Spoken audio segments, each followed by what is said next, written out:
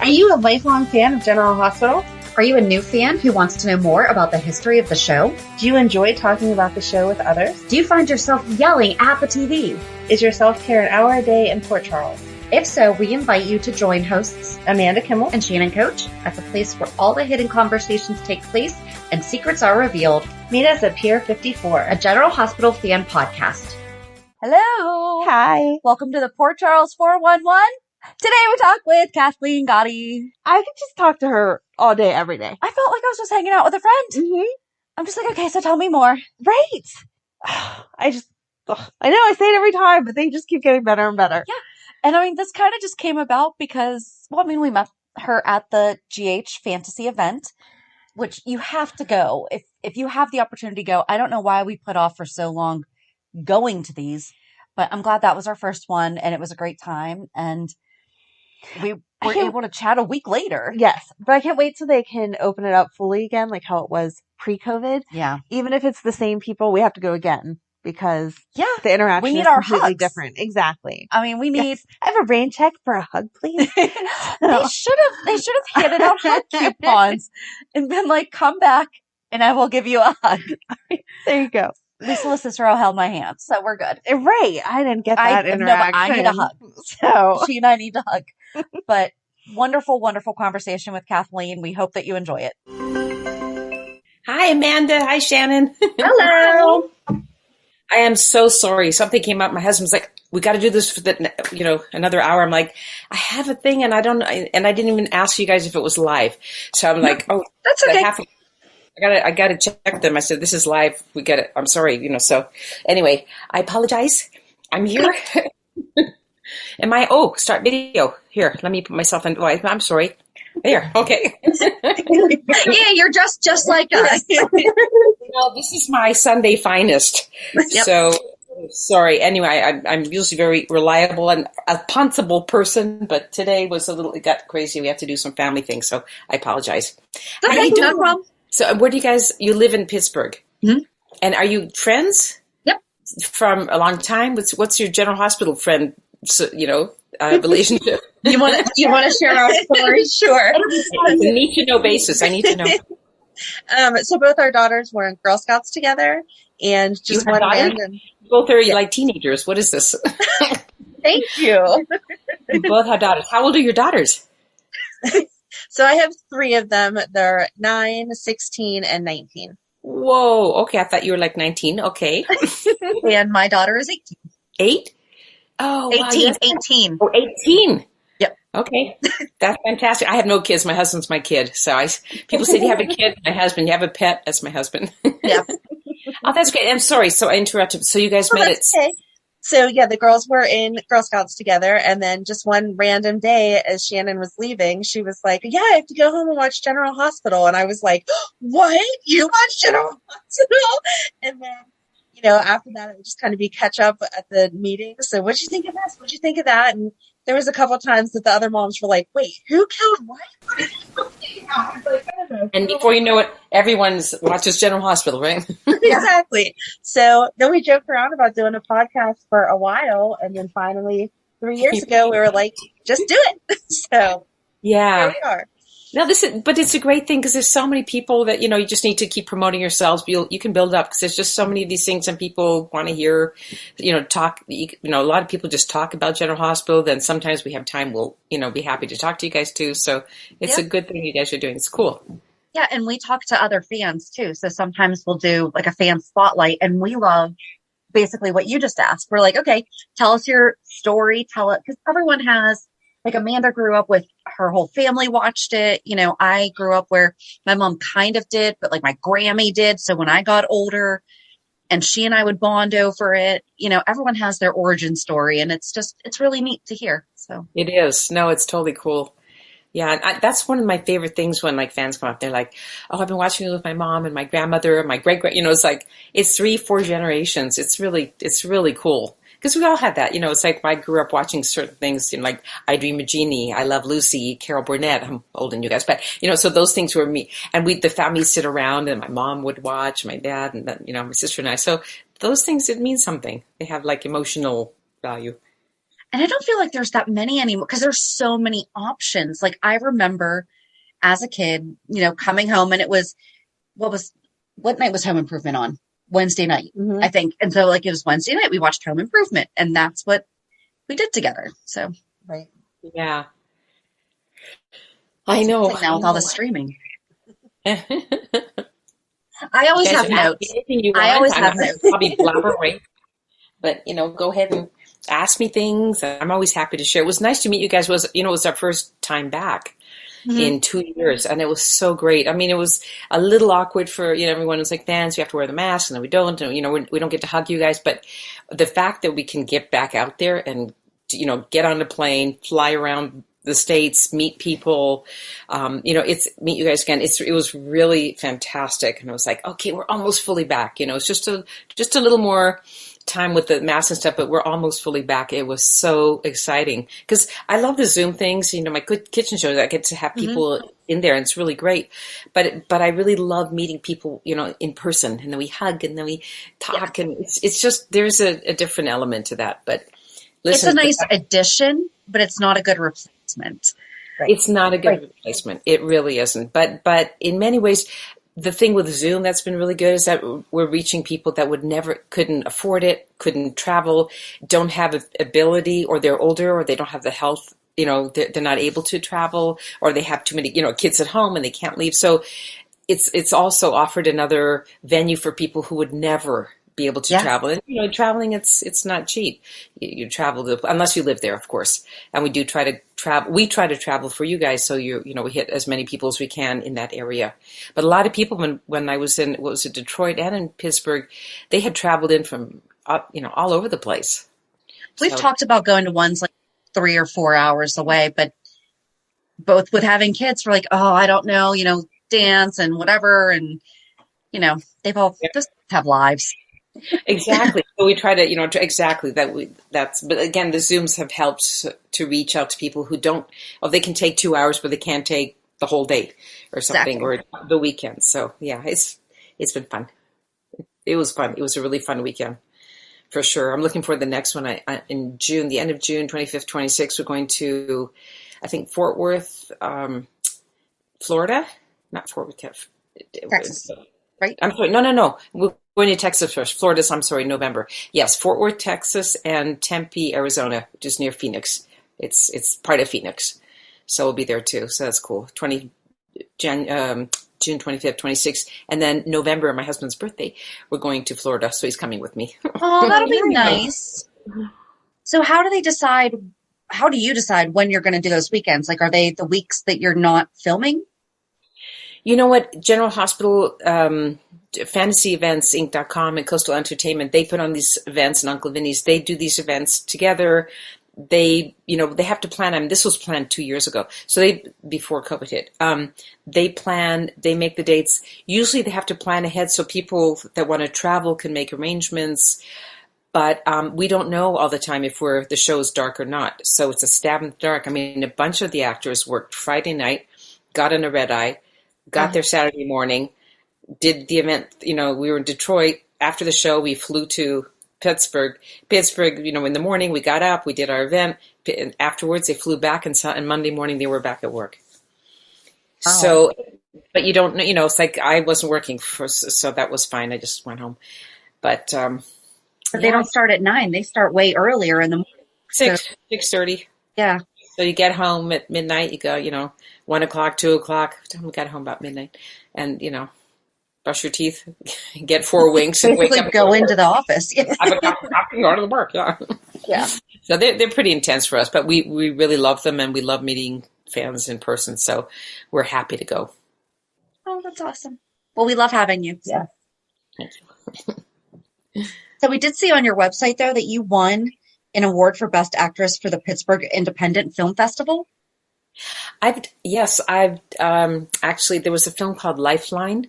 And it was a short film, like 17 minutes, but it was really great film. The writer and the director, Jeffrey Wang, it's a comedy horror. I'll give you the link if you want to put on there, because it was very cool. A lot of people have seen it. It was a comedy horror about this Russian fortune teller, and what she does to keep her life going long. And, you know, what she tells people's fortunes. She looks for like long lifelines, and I won't tell you the rest. It was just, and he's a writer for Criminal Minds, and he's on, I think, Scandal. He's on another show right now. Anyway, he's just fantastic. He wrote it, he directed it, and I won. It traveled all over, and I won 5 Best Actress awards, 5 different festivals, and that was one of them in Pittsburgh. So I wasn't there. I didn't get to go, unfortunately. I wish I had. But the film traveled well with the director. So, yeah, we saw that. We're like, oh, wait, because we know about it. But yeah, that's cool. Yeah, Lifeline. Actually, yeah. Remind me. I'll send you the link. I wrote it. I wrote down. Yep. Okay, good. Homework. I don't know where you want to go next. Wherever you want to go. Anything you like. I'm pretty much an open book. I usually say too much and I go, I shouldn't have said that. Because my mother always said to me when I was a kid, Kati. She said Kati. That was my name in Hungarian. Kathleen Gati. That was a cute Kati. You say too much. Tube. I'm like, I know. I can't help it. It just jumps out. So no spoilers, but I'll, you know. So what made you start the cooking show? Actually, I was asked to do it by the people who do these events traveling around because we weren't able to travel around and the fans were really, you know, chomping at the bit to see us. And they came up with this idea to do Zoom events with different actors. And I had, I studied and worked in New York for 10 years back in, I'm going to date myself, 79 to about 90. And then I went to, 91. I went to Hungary, to Budapest. My family's from Hungary. I went there to do a film, long story. And I also I was working full-time as an actress, and I opened a restaurant and a wholesale cookie, cakes, dessert factory. And I was making like 3,000 cookies a day. I mean, not personally. I hired people. They were all my recipes. I made up stuff. Some of it was good. Some of it wasn't. So I bagged those recipes. But anyway, and then I had a restaurant and made up the whole menu and couldn't find a chef the first 10 days. Another very long story. I'm not sure you want me to go into that, how long this is. But anyway, so I had... It can be however long you want it to be. Okay. So I have this restaurant and I love to cook. Again, I hired a chef, but I couldn't find one for the first 10 days. So it was 55-seat restaurant. And every night it was 2 seating. So 110 people I had to cook for by myself because I didn't have a chef for the first 10 days. And it was... I'm telling anybody who's a chef in a restaurant, I watched all these like Gordon Ramsay and Top Shelf and Top Floor. This new ones with Gordon Ramsay's got a couple of great shows out. And anyway, you know, at Top Chef and all these like great different shows. I mean, off with a hat. It is a incredibly difficult profession. You're working nonstop. You're exhausted. You can't stop. You got to keep going. And then there's more food and everything has to look the same every single time because people are going to go, oh, it's a different chef. It doesn't taste the same. So it's got to look the same. The quality has to be good. That was pretty intense. But anyway, I love to cook. I learned to cook for my mom. I opened a restaurant. The restaurant was successful in Budapest. I'm very proud of that. But after a year and a half, I closed the restaurant. It was just a lease, and I opened a full-time bakery, a wholesale factory. So it's in my genes. My father was a symphony conductor. I've said this so many times, so whoever's listening, I'm sorry, you have to hear it again. But his father, and my mother was an opera singer, so I grew up in the arts.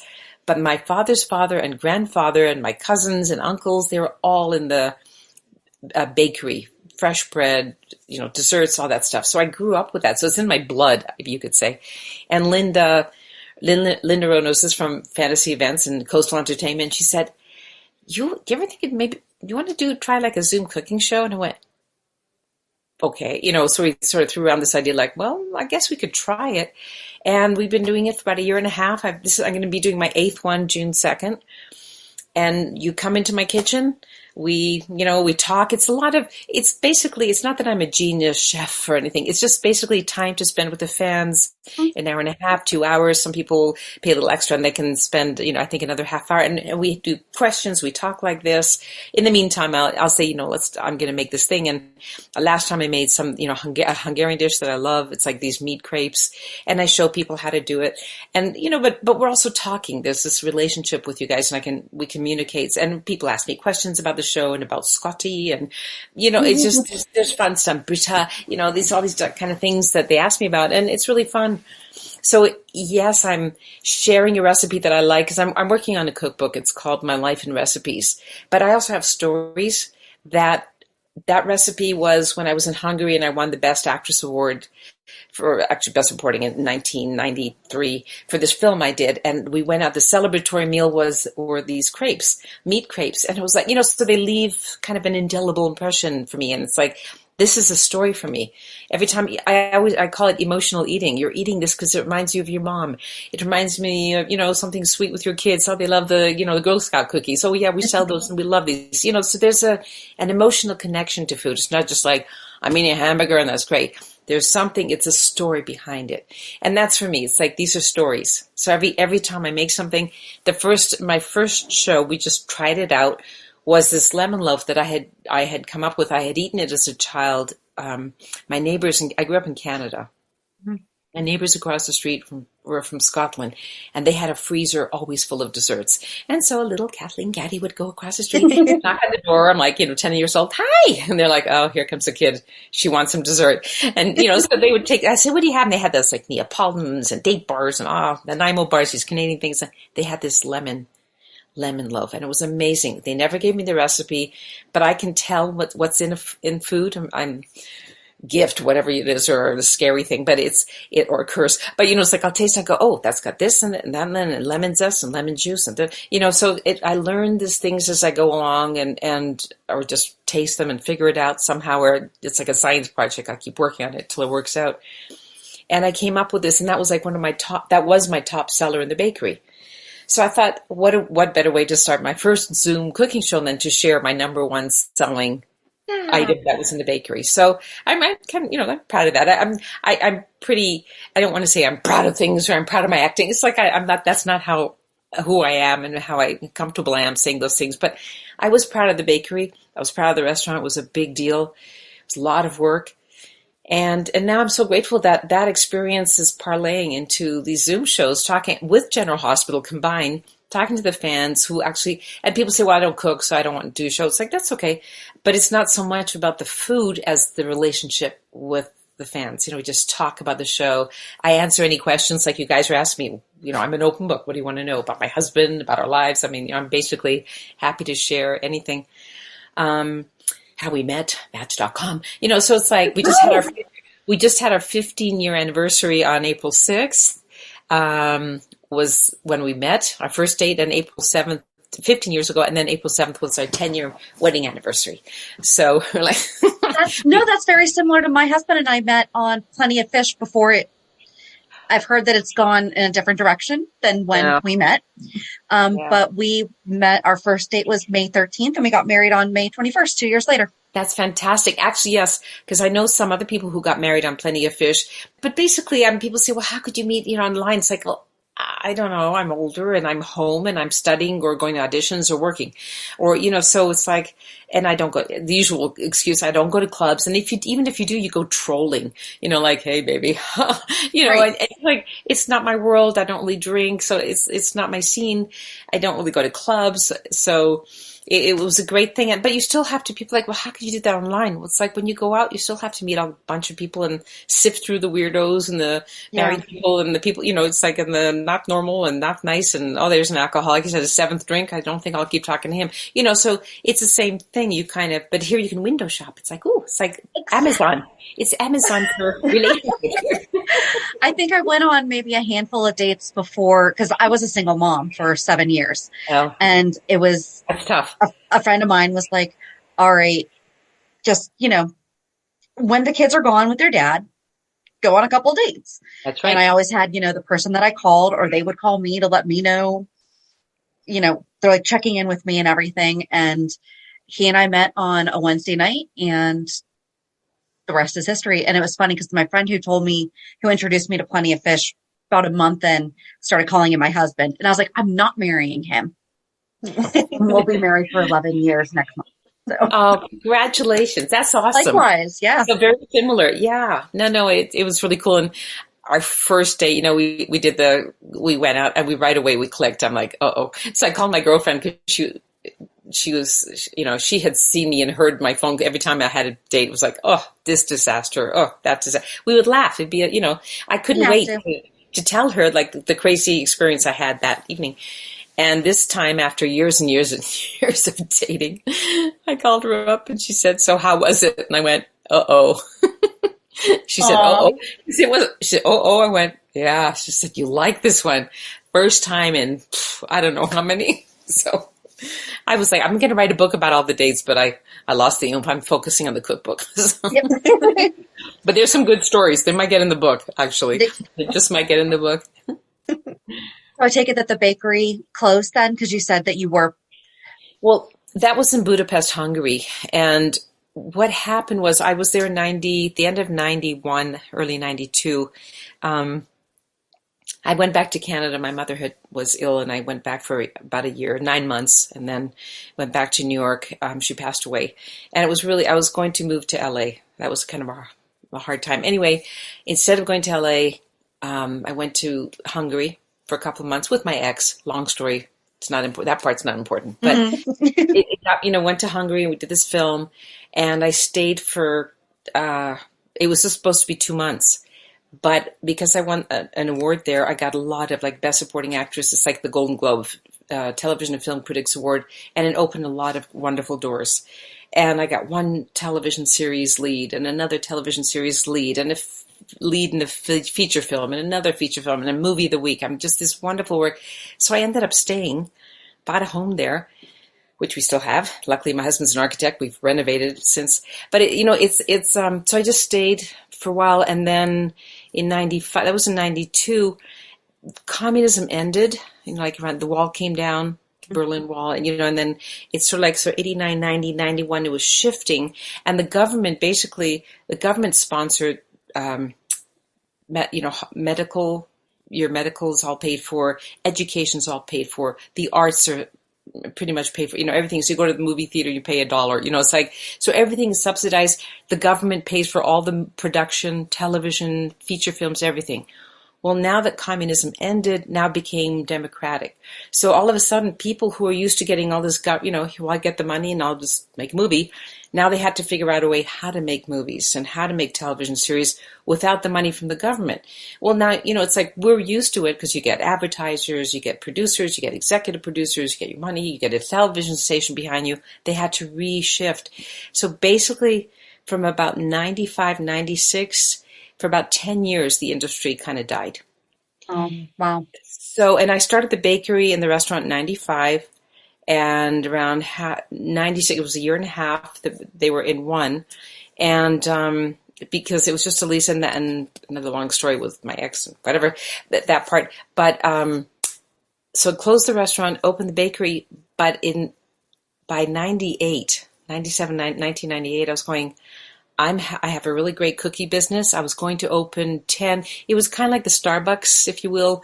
The cakes, I had like pound cakes, sliced up and cookies packaged and carrot cakes and chocolate. I mean, everything, muffins, all kinds of stuff. And I was selling to the airlines. Malev at the time was still there. That was the Hungarian Airlines, and selling to them. And it was a successful business, but I'm an actress. I was born wanting to act. I came out of my mother's womb. I'm an actress. I'm a dancer. I want to sing. So it was really hard to not do that. And, because I was doing some theater but it wasn't the same career that I had earlier. And the industry wasn't the same, so I couldn't continue that. And it was such a great time there. And I thought, and I was supposed to move to Hollywood back before my mom got sick, back in 90. And I was heading to Los Angeles from New York. And I thought, let me give myself one more shot at Hollywood. If it were, I'm 40 years old.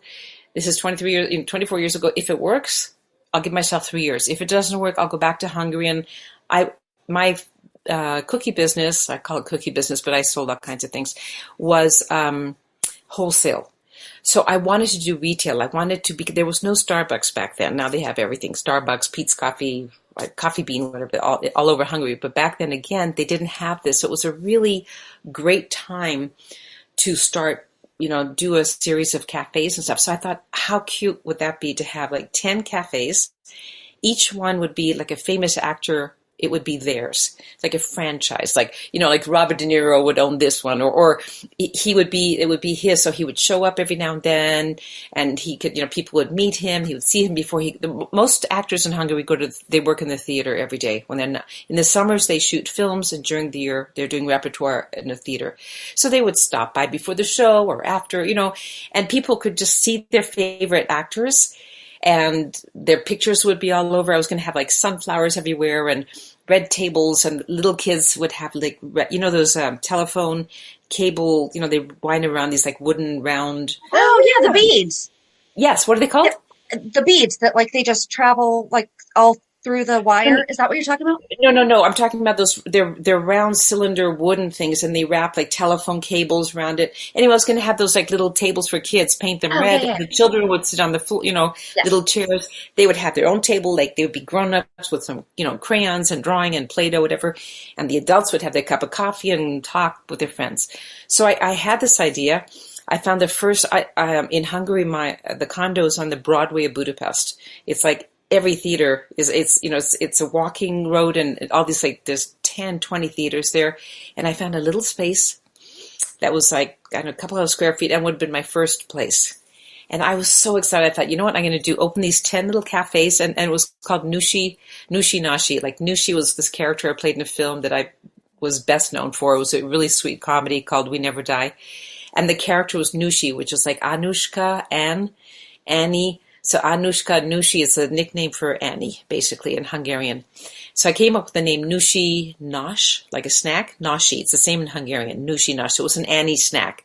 That was the name of the company, and I was going to have 10 of these Nushi Nashis. So I had the first one, and I found this location, and I was also thinking, as soon as I have these 10 open, it'll give me a couple of years, I'm going to Hollywood. And I was already 40 then. So I'm going, okay, Hollywood at 40, even when you're 20 is already too late, but 40 is really bad. I was like, I don't care. Nothing stops me. So I'm like, okay. So I found the first location. I was on the Broadway of Hungary, Budapest, right there, close to where I lived, the condo. I can keep an eye on it. And there was an empty property. It used to be a little boutique. And this woman had owned it. It's a very wealthy woman. She didn't care. Her father bought all these places. She just left it empty. She didn't use it. And, so she was like, sure, I'll sell it to you. I don't care. So it was great. The property, went there with the architect, and she had to be there to open the door. And me, because I'm like, oh, you know what I'm going to do? I'm going to put the things, like I'm telling you now, I'm going to be, excited. I'm going to put the little tables for the kids painted red and sunflowers on the walls. And there's going to be red tables with counters. And I'm going to have the bakery, and it's going to smell good. And people will be out in the street, and they can smell all the good, fresh, Well, the next day I was supposed to sign a contract. An hour before I got to sign the contract, she called the lawyer to cancel. She said, I changed my mind. I want to do it. So my enthusiasm had inspired her. Oh, no. The deal was off. I was devastated. I am telling you, and I'm telling everyone who's listening, this happens to, how often does this happen in life? You don't get that opportunity, that job, that promotion, the guy, the girl, whatever. You lose it, and you're just like, the carpet has been pulled out from. I had a master plan, and this was the first one. And I was, and I had an architect come. I came to, I paid them to come and do a design for me, everything. I probably cried, about 24 hours. I usually say cry for 5 minutes, have some ice cream and move on. Probably it took me about 24 hours. I was just like, the wind was taken out of me. But then the next day I woke up and I went, wait a minute. This is a sign. This is not what I'm supposed to be doing. Get packed, go to Hollywood for 3 years, forget about it. You've got your cookie business, let your employees keep the business going, it's wholesale, that's fine. This is not what you're supposed to do. So it was a giant sign, but initially I was like, I had this planned, God, this was my plan. And they say man plans and God decides, and that's not how it was. And now looking back retrospectively, I'm so grateful because it was fun, and fun. It was all hard work, but it was like creative, and opening all these restaurants and, these cafes would have been so great, like Starbucks. But honestly, I'm so grateful because now that the country is saturated. I would have been drowned by all the coffee beans and all the Starbucks. I couldn't have competed. It's just too much. They would have bought me out, put 10 stores next to me. And it worked out well. It would have been successful for a couple of years, but I would have spent a fortune building these 10 places. The actors I got lined up, they were excited. I had to disappoint them. I'm sorry, but they were like, okay, I'm an actor. It doesn't matter. But for me, it was such a disappointment. But now these are lessons you learn in life as we go along. It isn't always perfect. It isn't always great. There's a lot of crap. Excuse me, guys. A lot of poop. Life is it's just one, a lot of times just one darn thing after another. But this was just a grateful negative thing that happened that turned into something. I left like a few months later. I packed up, and shortly after I left and came to Los Angeles, and the rest is history. And I came to LA, and they're like, "Oh, you're 40 years old. What are you doing here? You're so old. You're big success in Hungary. Go back to Hungary." So that's okay. It's tough. I mean, it's a tough business. It's not kind. People are like, "I want to be an actress. I want to do what you do." Okay, I've been studying since I was 3. Knock yourself out. Study, work, do free theater, do community theater, go to school, just do everything, work on the other side of the camera. I mean, all that stuff. But just to finish up the bakery, so I left it to my employees. And it's really hard to have a business about 8,000 miles away. I can imagine. Yeah, and I think it was about 8,000. Anyway, to keep that going. And, the employees said, and I said, look, you build up the business, you'll make more money. But this is still the old mentality. It's like, well, we'd rather play cards, so we'll just do the business a little bit. And the business, they kind of almost destroyed it.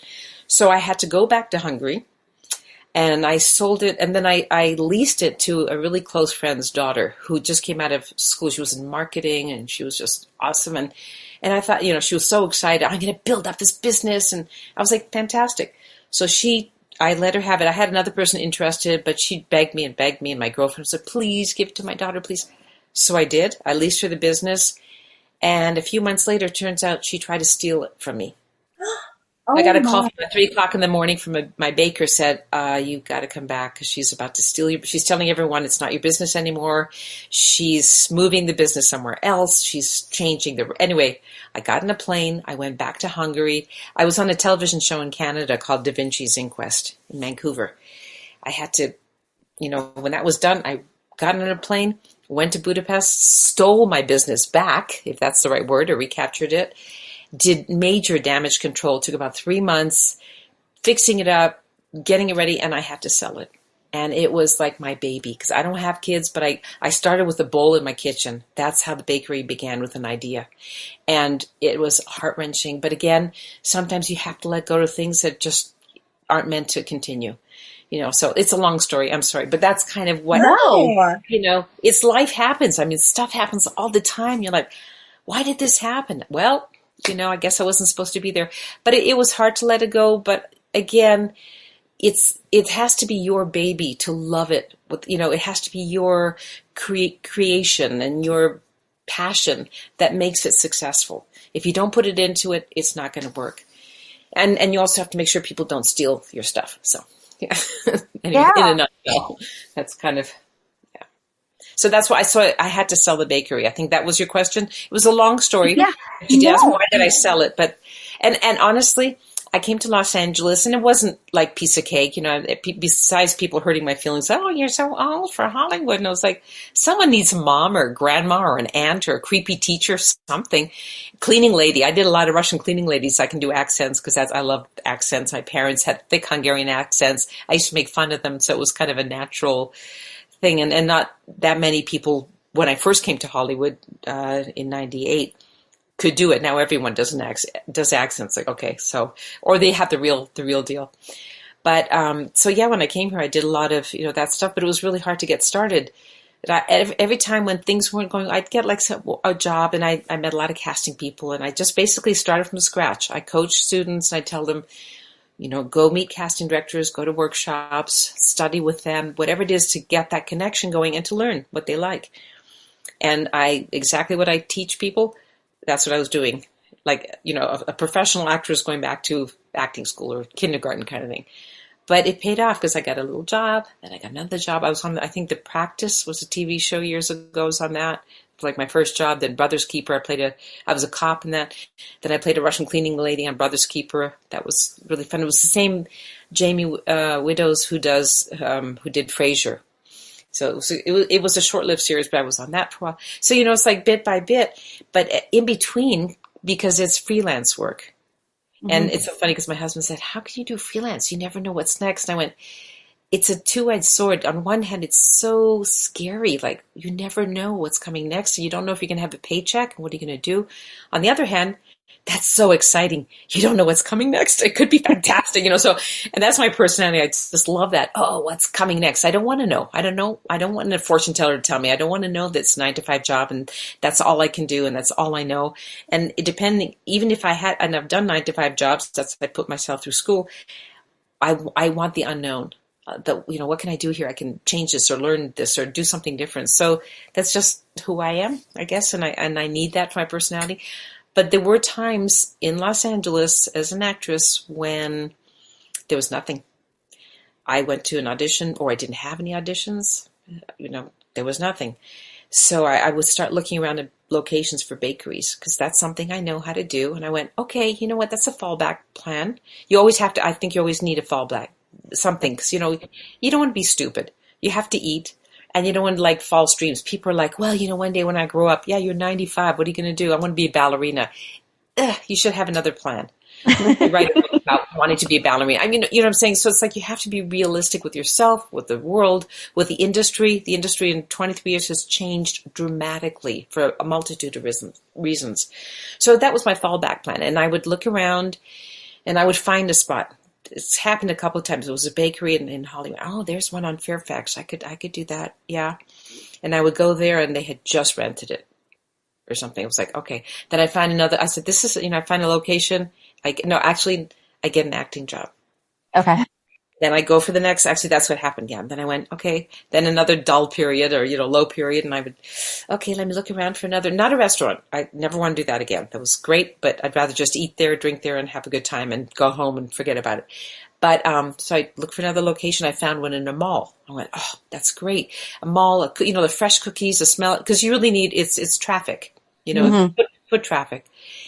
And I would talk to the people and we get a deal going and then boom, I get it. I got really good. Like I was on 24 for a season and a bit. It was like, okay, thank you. I'm listening, God. I'm listening. And, this happened several times. And then fortunately, I started working full time, different things, but it was enough income I didn't need a second source of, money. So, but it's so interesting how life, you go this way and then it takes you that way. Then you go that way and then it takes you this way. And here I am. And the 3 years turned into 23 years and then some. So was Obrecht the longest, role that you've had then? Oh yeah. I've been on that show. It'll be 10 years. July 31st was 10 years that I was I went to the studio and I think my first episode aired August 24th. And it was just 2 episodes with Duke, Ian Buchanan, who's just a doll. Love working with him, and Tony Geary. He was Dr. von Schimmermann. I don't know if you remember, but he was in Switzerland and he went to the psychiatric care center or something. I think that's where I had kidnapped. Robin, and I think and Anna. They came looking for her, and I had her. I was just doing what Faison wanted me to do. I know. I loved the guy, and I was crazy in love with him, and I did. He said, "Kidnap her," and I did. It's a job. You do what you're told. I put Scorpio in a coma for a year. He wasn't happy about that, but it's like I'm just doing what I'm told. So, but it'll be 10 years, and yes, so Liesl Obrecht is definitely the longest I've done it. It's getting close to 500 episodes. Wow. Oh, that's awesome. Yeah. Well, they should have her open up a bakery. Yeah. Like, wouldn't that be great? If you cook Scott dinner and he's like, this is the best. We love that he calls you Schnitzel. I was going to call him Schnitzel. And the writers put in him calling me. I'm like, wait a minute. I'm supposed to call him that. Well, I wanted to ask you that. So when Liesl just goes off in little, when she starts speaking other languages, German. Do you get to ad-lib that or is that in the... No, I don't ad-lib anything. I don't. I mean, the writers are so, they write such great material for me. I really never feel the need to. And again, this is who I am. This is my training. I spent 10 years in New York, did tons of theater, 167 plays. I was adding up from the time I was in school and the time I was a kid. All of this stuff. I mean, this is a profession. Writers, just the same way I studied acting, they went to school. They could be doctors, but they studied to become writers, and they have worked hard, and then they're interning, and then they're working. I mean, this is not a slack job like, I think I'll write something. This is a serious profession, and I treat them and their work with the same respect that I expect to be treated with as well. So I've rarely looked at something on, I can't say that, or work with, there's very few times, or that's not funny. I think it's funny, and it's my job to make it funny, and hopefully it is. At the end of the day, it doesn't always come out the way I'd like it to, but sometimes it works. But it's because of their wonderful writing.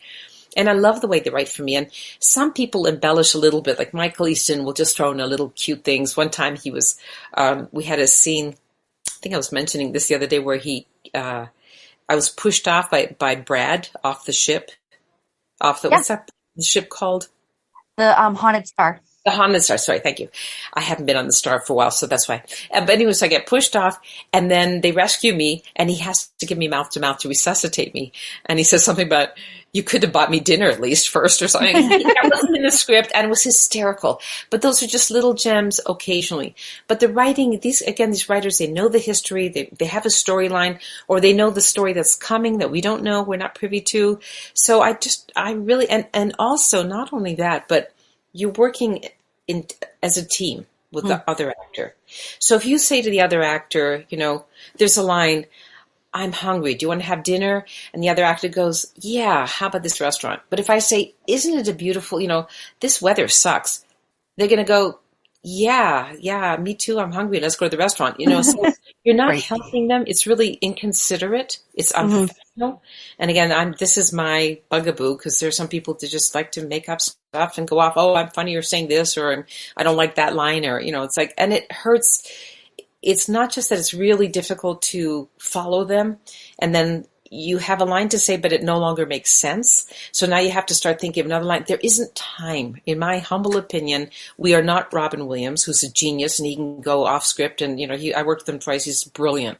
And he could, poor thing. He could say what he wants and do what he wants. He's a genius. We are not geniuses. We are working actors. We show up. We learn our lines. We show up. It's a factory. Most shows are 23 or 26 episodes a year. You have a couple of weeks to learn your lines. Here, you're lucky if now we have 5 days most of the time, which is great. But there was a time you had 1 day, maybe 2 days, and you've got 150 pages. I mean, this is not a joke. So you've got to get as quickly off page and make sure you're giving the correct line to your partner so they can give you the right answer back. So it's respect to your colleagues, respect to the writers, and timing. There just isn't time to be like, oh, I think I'm going to, go off into, sometimes we have a little window, but there really isn't. So I do not write. To answer your question briefly, no, I do not. I do not. I say verbatim what's written because it's so good. And also, even if I think, well, maybe not, but I don't. I really appreciate the writing I get. I think Obrecht has great writing. It's always dynamic. It's always exciting. I never know. It's like Christmas every time. Ooh, what happens today? Oh, I'm going to kidnap somebody. Oh, I'm going to try to kill somebody. Oh, I'm going to dance. I'm going to sing. Okay. So it's been a really fun role. I really have appreciated the varied colors I get to, bring to the table. So for me, and probably some actors don't get to do that. So maybe their storyline isn't as interesting, so they try to make it more fun for themselves, or, So anyway, yeah, but I appreciate when the actors stick to the script, because I'm studying that response also, and it helps my acting. And if they say something, my acting choices, and if they say something different, then I have to not do that choice, which I prepared to make it funny for the audience or sad for, something, and it affects your work. It's not fun. This is me. That's how I like to work in my training. I just love that answer. Sorry. But yeah, no, I've never thought about it. And again, I'm trying to write this cookbook, and I realize how hard it is to write a cookbook, like how hard it is to be a chef, how hard it is to have a bakery, how hard, it's like the more things you experience in life, I mean, to be a parent, I don't have kids. I can't even imagine how hard that must be. That's just like incredible. I mean, you are full-time, it's you don't belong to yourself anymore. So it's a huge, huge undertaking. Yeah. And off with a hat. I mean, I made that choice not to have kids, and it's, I part of me is like, oh, I wish I didn't. And another part is I wouldn't have time. Not that I don't think I'm a selfish person, but I need time to think and to do. And it's like, and I'm whimsical, and it's like, feed my husband. Now I'm so excited to cook, and then I don't want to. I'm like, no, we're eating out. Or I forget. He's like, oh, could I have something to eat? Oh, I'm sorry. Well, you can't do that with kids. So, who I am. I don't think you'd have to be a good, responsible, reliable parent. I don't think I'd pay the bill. That is true. We can't forget to, although they do eventually become self-sufficient, but definitely understand, you want to be able to leave to go to Hungary for an undetermined amount of time. Right. So. And my husband retired a few years ago, and so he has more time to travel. I don't work all the time on the show. The show's dark for weeks at a time. So I'm like, let's go. And we haven't since COVID. We were about to embark on a 2-month trip, and then that got the kibosh on it. But yes, if we want to, I can say, hey guys, please don't write for me at General Hospital for 2 months because we're going to go to Hungary. We're taking off, or I'm doing a film there or something, or some other shows. And I'm just recurring, so they only bring me in as they need for a little storyline or something. So it's like I am pretty flexible to do other projects, which is great. Also, do other things. I like that freedom. We need more of you and Scott. So was that intended, or was that just an accident? Like, were you just supposed to have a one-night stand, and then it was like the response was so amazing that they decided to make you guys a couple? You know what? I think they do that probably with everybody to see how the chemistry works with the fans and how they react. I mean, if you think back on Anna and Obrecht, in the Rage Room, we did that once trying to resolve. Well, everyone loved it. So now then they did another, then they did a second thing with the act. They're like, oh, they loved it. We got to give them more. So the same thing with, and they like our, Anna and Obrecht because they're like, staunch enemies, and they did this and this, that. And so they try to give us, they do listen to you very much. They listen to fans, they read all this stuff, and they go, they're really hating Heinrich, the storyline with Peter. They, really loving this. Okay, they don't like that actor. Goodbye, the actor. They don't like the storyline. It's not even the actor's fault mostly. It's usually the storyline that, an actor gets killed off or something. But also it works the other way around. It's like, you know what? Let's try Scott with Obrecht. Let's try it out. So they did that one thing, and the fans, really responded positively. They're like, let's see where it goes. So that, there's been some progress. And it's been fun. It's like, oh, Obrecht has a boyfriend, and it's a whole other side of Obrecht we haven't seen, which again, as an actress, it's fun because Obrecht is uptight, evil, in a box. It's just a few colors, and she sings and dances and does a little comedy, but basically she's very stiff. And she was only with herself with her son, Nathan. That's when she was really down to earth and could just be natural and real. The other times it's very stilted and stylized. But here, now she's got a boyfriend.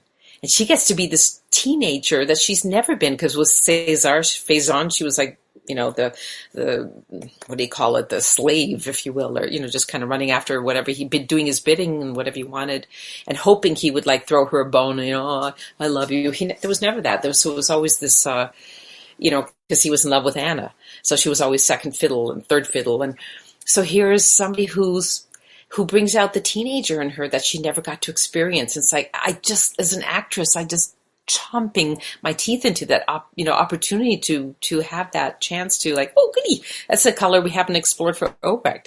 She gets to be, and that personality is kind of more like who I am anyway. So I kind of let myself come through. It's like, okay, I get to be the goofball now, So the teenager. So I really I really think that's fun. And we have some stuff coming up. Oh, awesome. Yay. Cool. Maybe. A morsel, but still. It's something. Yes, anything's better than nothing. Yeah. So how do people respond to you now that they see you as Obrecht? Have you met anyone that can't get in the mindset that you're a person separate than Obrecht, because just meeting you on the street, thinking of you as Obrecht, I would be like, oh, I don't like her. She's not very nice. You know what? In all the years that I've been Obrecht, I've been stopped a lot at the grocery store. Oh, okay. I usually like this. What you see, this, right now we're talking about. I usually have my hair in a ponytail. I'm come from the gym or schlepping. I'm sampling food. Usually my mouth is full of food and trying something, and then people go, "Oh, I love you!" And it's what's interesting. A few people call me Dr. Evil. Oh. And back when I really was, now I'm like more mom to Britta, and I have a boyfriend. So it's a little different. She's softened, but back then when I was doing hardcore, like, kidnapping and stabbing people and all that stuff, people really like the dark. I was, because honestly, as an actress and growing up, I thought, the Waltons? Yes. You ever watch the Walton, John Boy and the mom? I always wanted to be Mrs. Walton, because I thought, she's just this kind, warm. I loved her. And I went, I want to be that person that people go, she's warm and kind. And so that's kind of the role I've been aspiring to get in my career and to kind of grow into that. And Obrecht is like the polar. I'm the Krampus, all that stuff. And I was really I was like, oh man, I'm going to get hated. But it's like, you know what? They hate you. That means you're doing your job well. But people love the evilness of Obrecht. And I'm just like, wow, people are dark, but we all are. And then people would say, well, how could you be so evil on the show? And I'm going, okay, don't tell me you haven't killed a spider or a fly, right? You see a spider, you're like, or a fly. You just want to get the SWAT around and kill that. So I think we all have, and of course, survival, you don't want that around your house. But I'm just saying that's kind of instinctual. We all have that, unfortunately, that dark side. And people just love these Walking Dead and horror movies and the end of the world movies. It's like, that's just part of our human nature, I think, to look at that, look at the dark. I'm just saying, as far as entertainment, it's like, that's kind of people don't, I'm shocked. That's been like the hardest part, or one of the hardest part of this job, is to accept that people love the darkness. It's like, wow, okay, let's give them more, I think that we could mostly always see that, she was just going after Cesar's approval, or, whenever you had Peter tied to the bed, it was because you were trying to protect the people you love. Absolutely. So it was never, the character was never malicious just for the sake of being malicious. Right. Gratuitous maliciousness. Yeah. That's right. I like that. It was all done in love. Yeah. Yes. Well, her very strange sense of love. That's right. Yeah, that's true. But, but it's fun though, because again, now that I've accepted that I won't be Mrs. Walton, at least not on this show, but, that people have that and they like that. They vicariously live through you, through that darkness, and go, yeah, that person hurt me. And we all have that in life. People that hurt us, people that took this or took that, or, something didn't happen. And so I think it helps the audience vicariously to go, yeah, beat him, starve him with that sandwich. Don't give it to him. Hit him over the head with the vase, whatever it was. So, because we also saw you. So we both love Desperate Housewives. Oh yeah, and you were on that, but you were a Sunday school teacher. Yes, I was Mrs. Walton with a gun in her hand. See, you got the nice crossover of both. You're the Sunday school teacher, but at the same time, again, it's like, a Sunday school teacher with a good heart. That was a fun role working with those people. It was really great. Oh, how did you perfect your different accents? I know you said that you got some of it from your parents, but how about everything else? My parents spoke with very thick Hungarian accent, and they speak like this. And I always made fun of my parents. My mother, especially, poor thing. We'd be helping her in the kitchen, and she'd be showing me how to cook something, and we'd be talking. And then, Kati, why you do this thing? I said, Mommy, why you do this thing? And she said, I don't talk like that. Yes, Mommy, you talk like that. No, Kati, I don't. Why you make fun of me? Anyway, it was so much fun. But I always made fun of their accents, and I grew up listening to them. And I just love, and I studied different languages, so I enjoyed speaking the languages. And then also the accents of people. I think it's just, it's something that you pick up in life. Just things that, strike you, like music or listening to people talk. I mean, I just was fascinated where people are from because my parents are immigrants and their story was very important to me and how they came to Canada from Hungary during the revolution, which is what's going on, unfortunately, in the Ukraine right now. So these people have to escape, and my parents had to escape the same way. Sister was a baby. Turns out my mother didn't know, but she was pregnant with me. So it was just this whole story that's very close to me with what's going on. And, but again, I'm digressing, but so I'm always fascinated where people come from and why did they leave their country? Do they have to? Do they want to? And you'll hear their accents and, I'm from Serbia. I'm from Russia. I'm from France. I mean, and I've always been fascinated and I think because of the music growing up with all the classical music in our home, my ear is fine-tuned to that and to accents. And I started doing them professionally. And they would say, well, we need someone to do Russian. So I would go to the audition. Like I said, when I first came to Hollywood 24 years ago now, it was, you would go to an audition, there would be maybe 20 people. If you go to an audition where just an American accent, there'd be 200 people, 2,000 people. I mean, it was just ridiculous, the quantity. But for specific accents, it would be like 20. So I wouldn't be competing as many people. And then I was on a show, I played an Austrian woman with German accent on, Austrian German, on, what was that called? With Piper Perabo. I'm sorry, Covert. I think it was Covert Affairs. I was going to say, I'm like, I can see the picture in my head of what the Covert Affairs. There was two shows. And I keep mixing them up. Anyway, and I played in that. Then another one, I was a Croatian woman on the other another show. Then I've done a lot. In 24, I was the first lady of Russia with a Russian accent. So I've done a lot of German in a film with what's the name with I'm sorry, my brain is just. Right. All these, there's so many names floating around inside. Miranda Hill, I think her name was Miranda Hill. She directed this feature film. That's not her last name. That's another director I work with. Anyway, and I played a German vet. You take the cat and then you put the cat here and you give twice a day, you'll give it. So it was really cool. And then Obrecht, they needed a Swiss German, which isn't quite German. In Switzerland, they speak 5 or 6 languages or more. German, so German, French, Italian, all these different things. But Obrecht comes from Switzerland, the German part. So it's kind of a Swiss, German, British, because she spent so many years in England with different degrees from this university in Oxford and all over. I remember when they gave me, I became the chief of staff and they gave me an office. And it was perfection. Everything was white, pristine. I mean, I like red and I'm a pig. I'm a mess. I mean, papers everywhere. My husband's going, put your papers away. I'm like, I just put it in my office. It's okay. So, it's like, I'm not a mess, but I have a lot of stuff and there's papers and things. And Obrecht is the polar opposite of me. She's neat. Everything's perfect. And she had white stapler. Mine's red and it's on the floor. Then she had white pens in a box. I mean, everything was just perfect. And I went, oh, this is nice.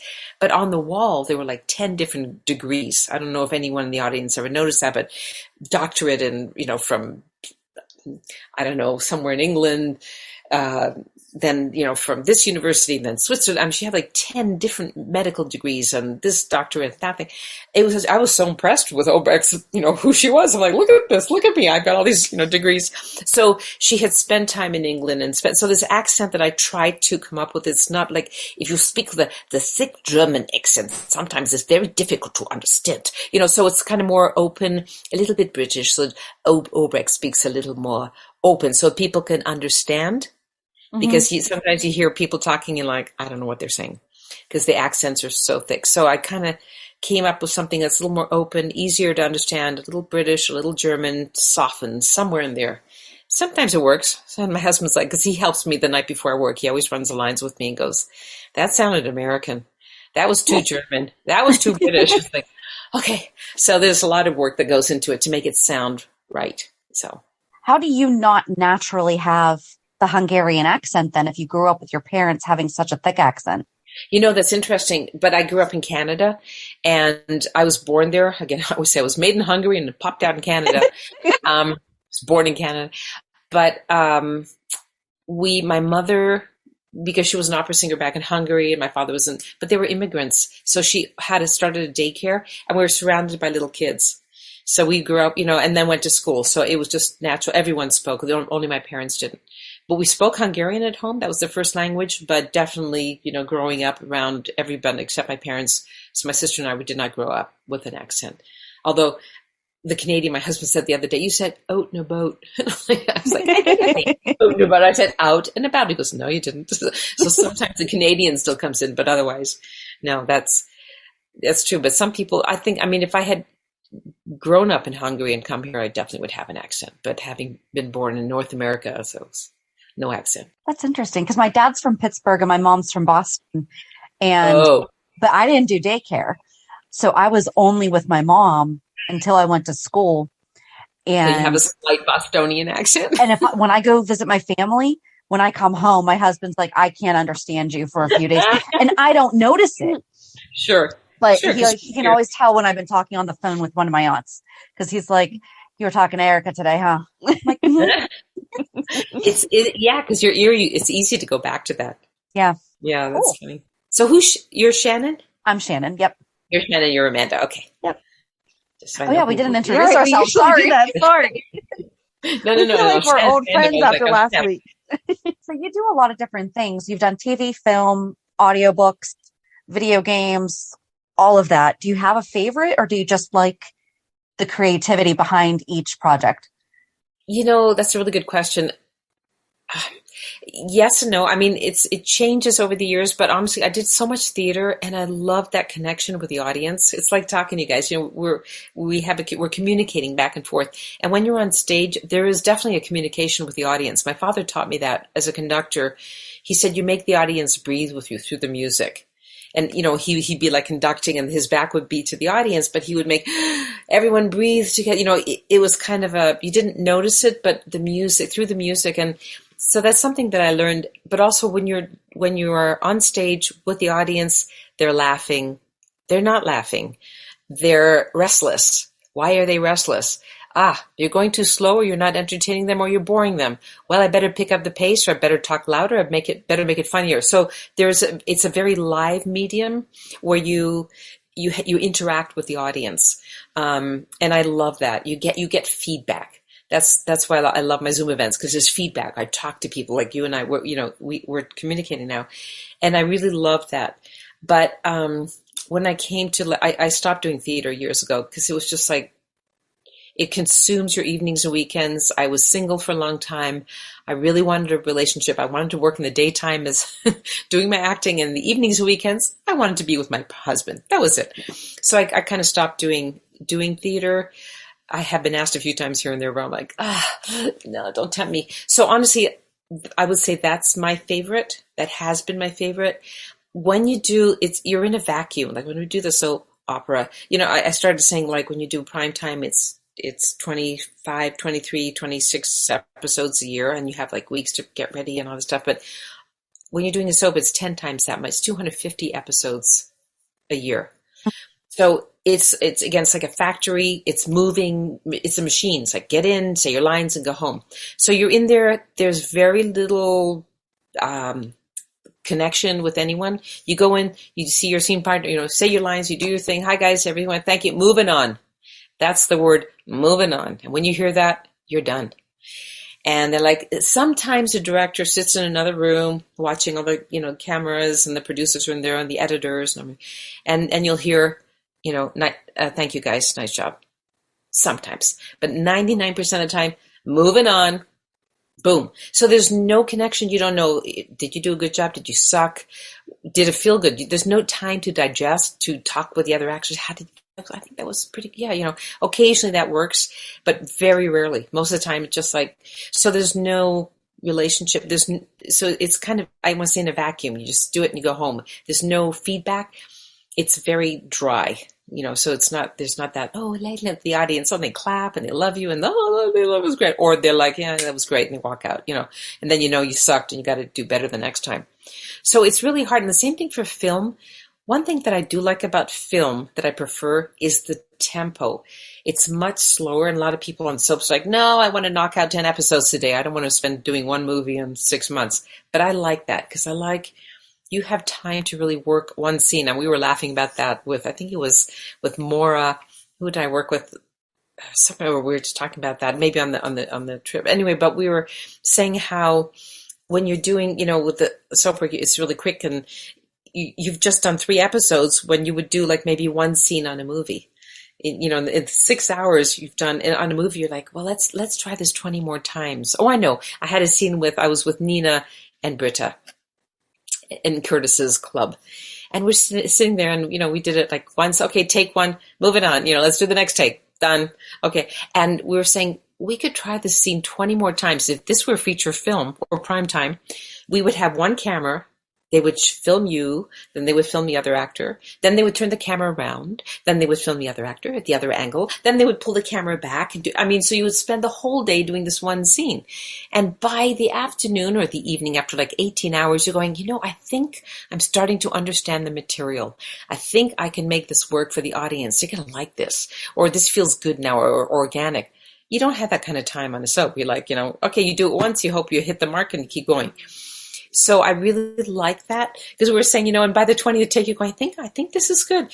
Whereas in a soap, you're lucky if you get it done the first take. You don't have to do it one more time. They're like, okay, we have to fix that or pick it up if there's a mistake or technical. But otherwise, it's one take. You say it that way and you hope to God that you've done it right and that you get the message across. I think that's amazing because, soap actors don't get the credit that they should for they don't. How hard you work. But the emotions that you guys invoke in us, we laugh, we cry, we scream at you. We, we do all of it. Screaming. Yeah. And it's all on one take. Yes. It's true. And when I first started acting, there was a whole stigma. You don't do commercials, you don't do soaps, and 40 years ago, it's like, oh, you don't do that stuff. That's beneath, if you want to be an artiste, you want to do theater, you want to do feature film. It's like, in today's world, first of all, you're lucky you can get any job because it's a saturated market. Everyone and their mother wants to be an actor. So everyone's, that's what they want to do. And it's harder and harder to get work. Even though there's tons of material they're filming, but again, there's just so much. It's just an influx of everyone. And also they're not casting out of Los Angeles. They're casting, if they're shooting a film, they're taking 2 stars to New Mexico or to Georgia, because Atlanta, tons of stuff goes there, and then everything else is local hire. So if you don't live in Atlanta, you don't live in Albuquerque, you don't live in wherever, they're shooting, you're not going to work. They'll say, well, if you come be a local hire, which means you pay the airfare, the hotel, per diem, you pretend to live there, and then you can, you get a part for 2 days, and you spent $10,000, and and you're earning nothing. So it's really not. It's a changing industry. And I understand the producers. I've done some producing at a production company. It's the money. At the end of the day, it's the dollar is your bottom line. So it's got to make sense financially. So you're like, why should I fly an actor from Hollywood to New Mexico or to Atlanta when I've got 100 of them that could do the same thing? Yeah. Unless there's the stars and then you have your big stars. But a soap actor, you're right. It's definitely my appreciation for what we do and this profession and being an actor, it's changed. It's like, this is the hardest job as an actor you will ever have because the quantity of work, the minimum time of preparation you have, and you have to keep churning it out and you have to be your best every single time. And it's different on, on other venues. You can take your time. In theater, you have 4 to 6 weeks to learn your material. Oh, I think I'm going to pick up this cup of coffee and take it over there. And I say, would you like some coffee? It's a whole different animal. This is like boom, bing, boom. I've come home sometime in the past 10 years. I told my husband, can you imagine? In 5 minutes, they told me, because right before in the morning, they give you blocking. Okay, so, you study your lines at home. You got, 15 pages for one episode. So you got, or 20 or 30, and you're doing 2 episodes that day or 5 episodes that day. I think one day was 7 episodes. You've got 150 pages of material. You've had a few days to learn. It's like, you don't think you can do it, but somehow you do. A friend of mine said to me once, you can eat an elephant 1 bite at a time, but you got to eat fast when you just have a few days. So, you do all this stuff and you learn it and you show up. And it has to be, it has to be done right. So there's just no time for that. So I'm not sure where I was going with this last thought, but anyway, it's my appreciation is definitely different. I really respect this profession and these actors. Again, the quantity of work that we have to turn out to a certain level of quality. It isn't always the quality you want, and you're hoping that you get to that place. Oh, I know. Yes, I was saying that. And so I told my husband, so in the morning you come in, you've done your stuff, and you do blocking. And the director says, okay, Kathleen, I want you to, pick up the bottle of wine, open it up, pour a glass, take it to him, take your coat off, put it down there, pick up the gun, bring it back, sit down. And, and you have this like talking, and you're like, okay. And then you have to write down. So I get pick up pick up the coat. No, pick up the wine, open the wine. Take the glass, and these are things, that we do every day naturally, but now you have to recreate real life in a very short period of time. And sometimes you're the first up in the morning. So you've had 5 minutes, and in about, half an hour, you're going to go up there, and or they should do it right away. Okay, I want you to do this and this and this because we don't have time to block. So we're going to block. It's called block, tape, shoot.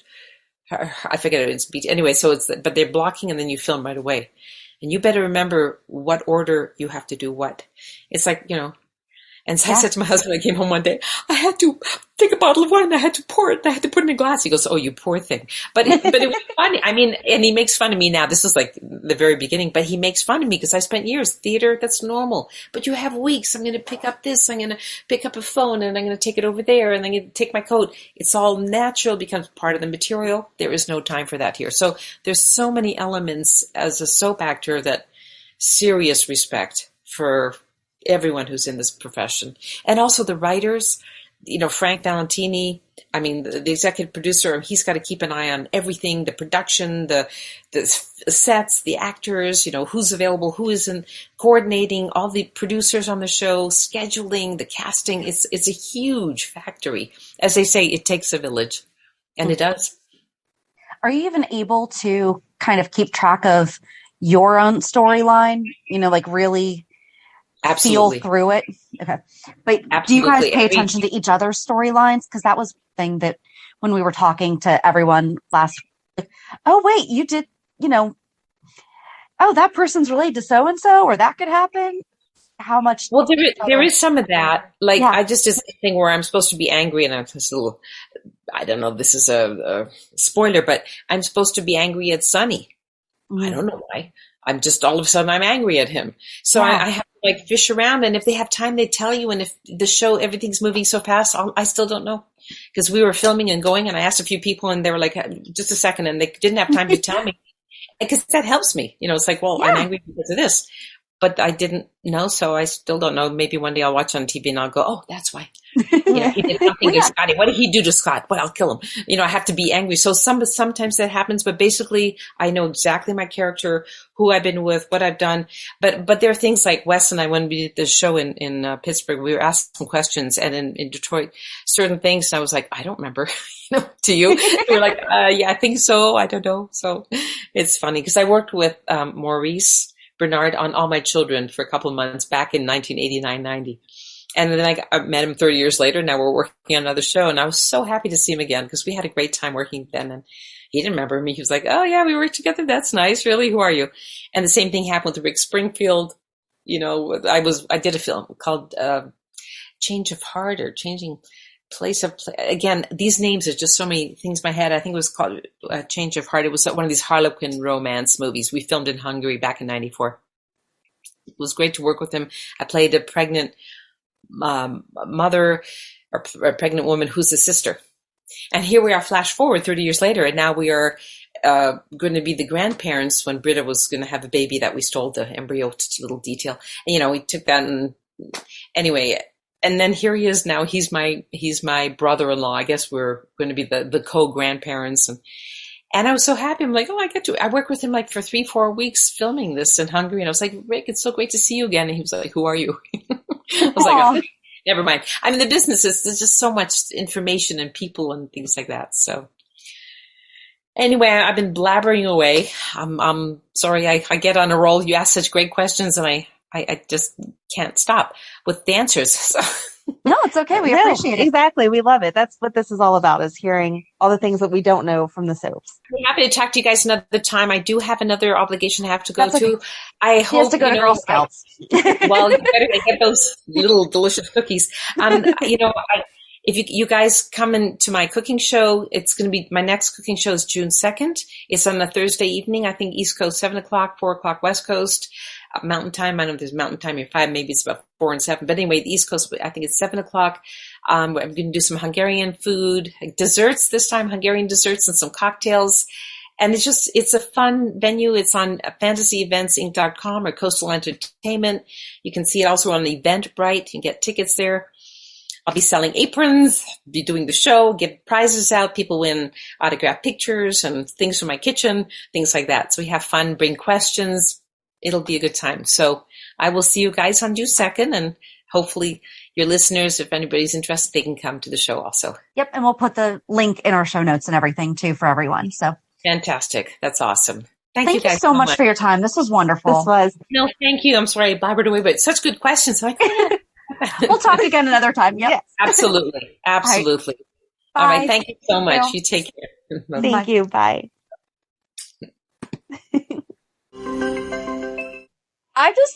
She has so much good life experience. I know, and she's such a good grown up about it, because I would be a little angry, but not like forever angry. But at that moment, she was like, I woke up the next day and was like, "This is God's plan," and I was like, "Yes, I know that in the long run, but it takes me a lot longer than 24 hours to get there." She just knew that she had to move on, because she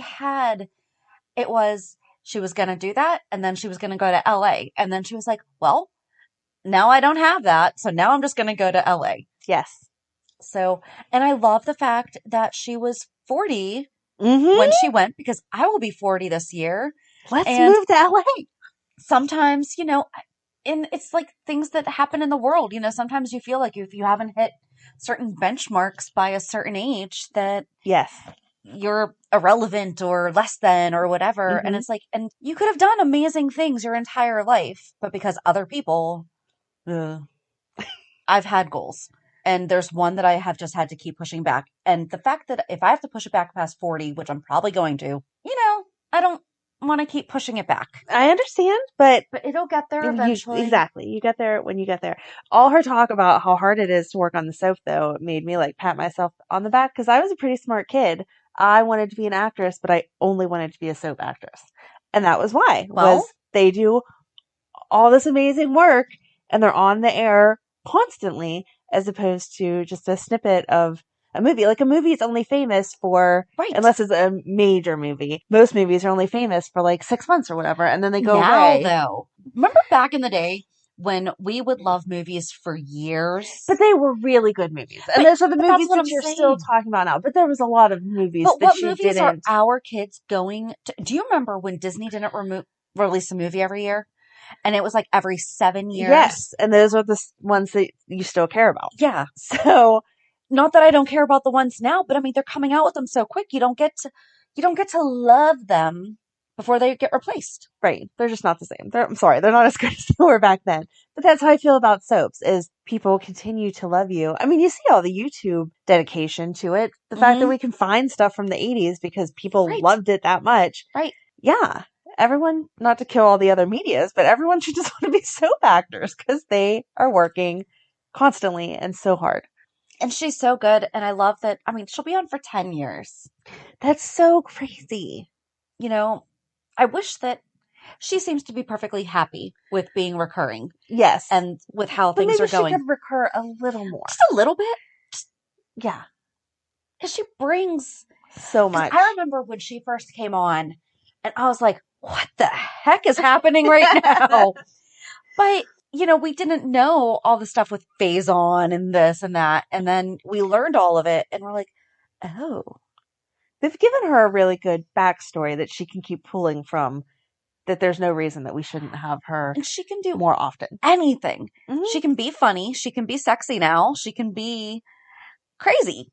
Yeah. So, I mean, she probably has the most free range of any character because you have no expectations when it comes to Oprah. She said even herself, you open it and you're like, what am I getting today? Oh, I'm going to shoot someone. All right.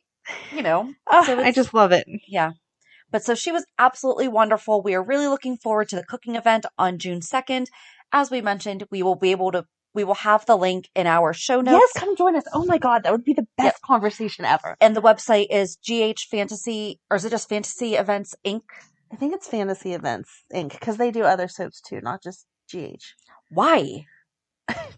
There are some people that like other soaps. I don't understand the way we that. like GH. So if you go to fantasyeventsinc.com, you can sign up for the event and also all those other fantasy events that we've mentioned. Like there's a whole bunch coming up over the next couple months. But this one is June 2nd that we are going to be part of. So that was just so much fun. I know. All right. Well, hope that you enjoyed this chat and tune in on Monday when we talk about this week's shows. Have a good weekend. And we'll meet you at the pier. Bye. Bye. If you enjoyed today's show, we invite you to go to pier54podcast.com to subscribe on your favorite platform. Don't forget to leave us a review. And you can also follow us on many social media channels. Just search for Pier 54 Podcast. Also, we are not perfect, so if there is something that we missed or messed up, just let us know by emailing us at pier54podcast@gmail.com.